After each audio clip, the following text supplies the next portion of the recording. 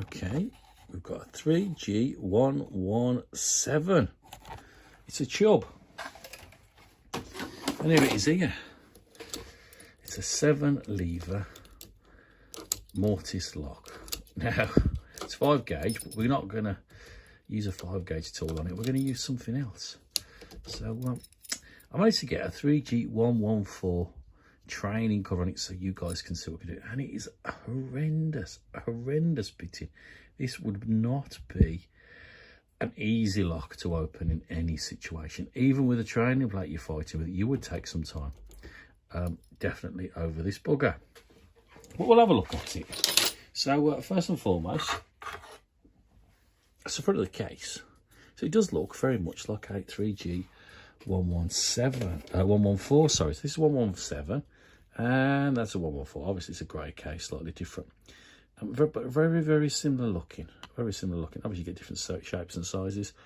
So, just to let you know, you don't see these very often. They're not cheap either. Not cheap at all.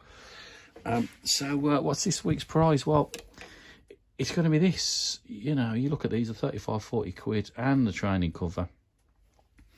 And I'll even put in a wire for you to pick it.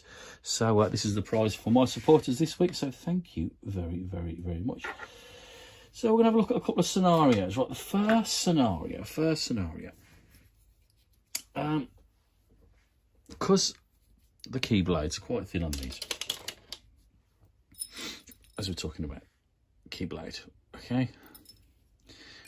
A lot of people tend to use a 7 gauge tension tool because it's slightly thinner and you got more room to move underneath. So we'll have a look at that first. So we're going to use this 7 gauge in this 5. So there's lots of slot, but we cut through that blade and we can control that curtain. If it was to use a 5 gauge, it tends to be a little more chunkier. You can get obviously the tip's chunkier because it's designed for fatter bladed locks, so like fortresses and stuff, because you want to try and get your tips to be as snug in that actual, and we'll find one. Have we got underneath here? Oh, there's fortress. So you want to try and get your tips as nice and snug in there. So you got a bit more to the control. Yeah, if this was a 2mm pin, you wouldn't have that control. You'd have more slops. So that's what we're trying to do. Just trying to let you know that. So that's all the way through there. You need them right on the back as well, like I spoke about. So you get, see that control? That's why I designed this to be a bit chunky like that, so I can do those slightly tiny little movements on and off, on and off, on and off, as I go through it, so we can get the binding order to work. Okay, so 5 gauge. Yes, it would go in there, the tip won't. And if you thin the tip down, it'll be sloppy and everything else. So you've got, excuse me, to weigh up the odds of what you want to try and get out of your tool. There's no wonder tool for anything, but you try and mix and match things, you can try and get things to work for you. So 7 gauge and a 5 gauge lock. So the blade's thinner, so we can get it in. And it should be slightly lower in there as well. So we're going to try this technique first. And I'll try, let's have a look. I'll try the 1.57 wire now. Other thing you got to think about is the case is not much wider than a normal mortise lock, but it's got 2 extra levers in it. So there's a good chance if you wire what you normally pick a 5-lever lock, it's close enough. So I'm using 1.57, which is quite, and slim down. You might get it, you might start catching the lever next to it on certain wires that you've got. So we'll have a look at that first. So let's drop it in. We'll lie around. As we can see, we can only get to about, let me get that a bit closer for you. We can only get to about the second or third one in. Now they start to be really low. So you get the low, we can start to angle them around a bit. But you can, there's that one. We're lucky we can still individually, that one's individual, that one's individual. You don't want to be picking 2 at a time, that's what I'm trying to say.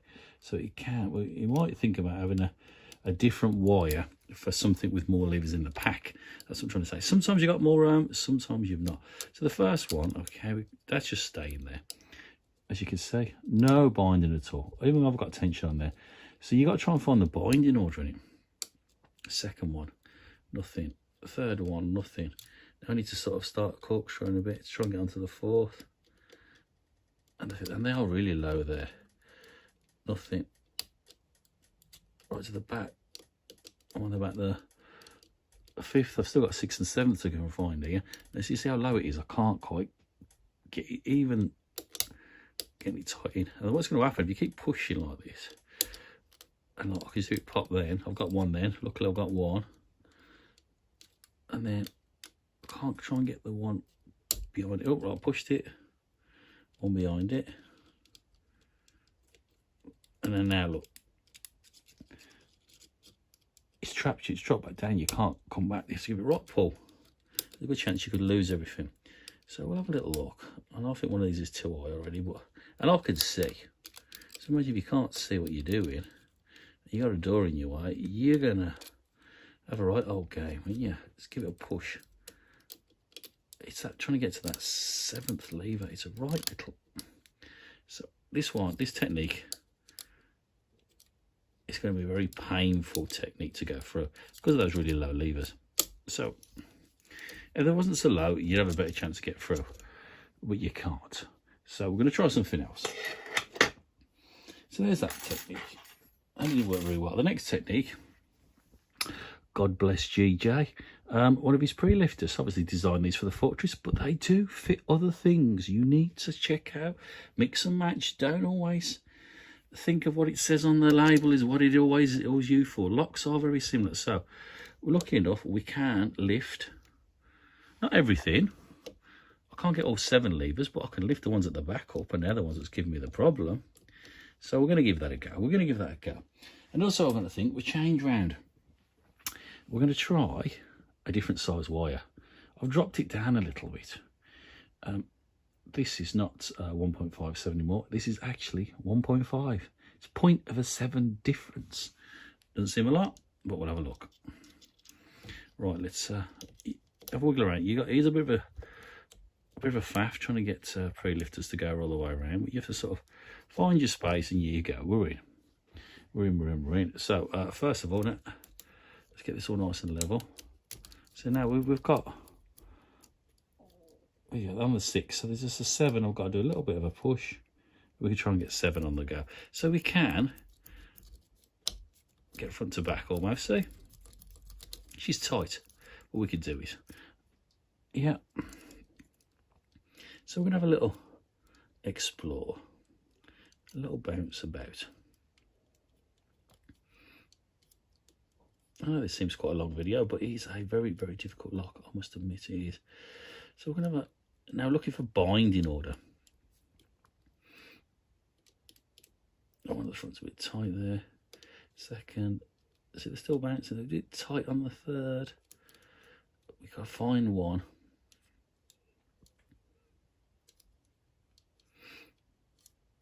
It's going to help us find a bit of binding order. They're still bouncy.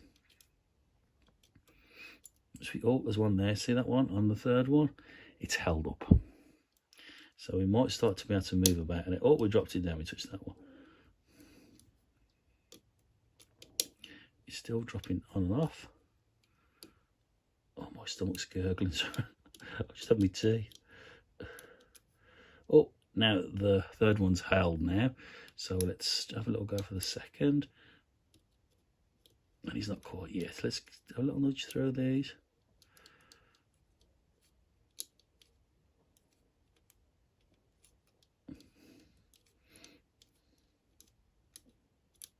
And we're slowly. So he's getting up there.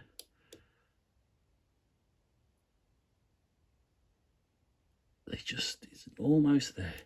So the second one is a little bit more of a convincing.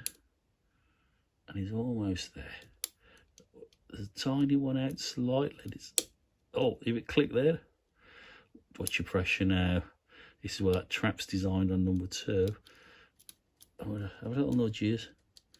One, it's just slightly out.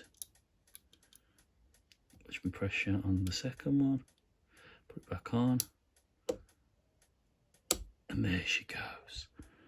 So, this was, I know it's a long video, 10 minutes already long, a very, very difficult lock to pick due to low levers, tight tolerances, and luckily we had a little help using my padlock tool with a GJ pre-lifter for a fortress. So we got through, and a smaller, slightly smaller gauge wire. So the prize this week is going to be that lock with the training case, the key and the wire. We'll have a look at it a bit more later on in the week. I've got a few other bits and pieces coming, guys. I was going to do another video on something else, but obviously that's not turned up. So we've got the joys of this 3G Chubb 117, 7 levers, and we'll strip it and we'll have a look at it in a bit more detail. So guys, stay safe, stay well, and above all, remember, think outside the box. Try and use different techniques and different tools, and have a look at things, explore things, and see what you can do to try and make that life a little bit easier. So like a standard tension tool, you would have struggled, but a pre-lifter did help me out this actual instance, but it won't always, because it won't always fit. So if you got it in your arsenal, give it a go. Anyway, guys, see you soon. Ta-da!